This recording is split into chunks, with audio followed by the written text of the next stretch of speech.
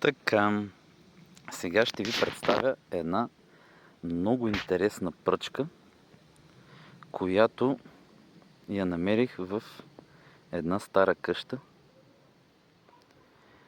Вижте само каква макара има.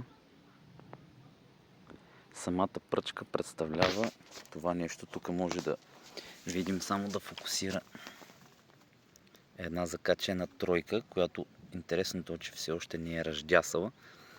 Последно тази пръчка съм я виждал, когато бях много малък.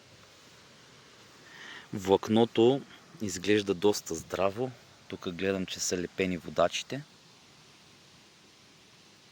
с леко залепен връх. Цялата изглежда от някакъв алуминий или някакъв вид желязо. Още стоят куките на нея.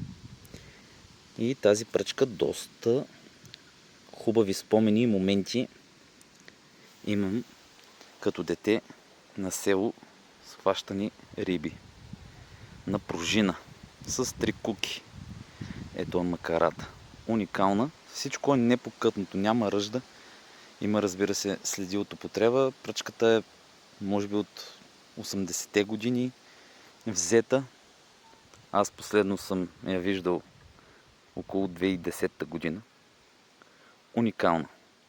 Сега малко ще я реставрирам и ще се опитам отново да уловя някоя риба на нея.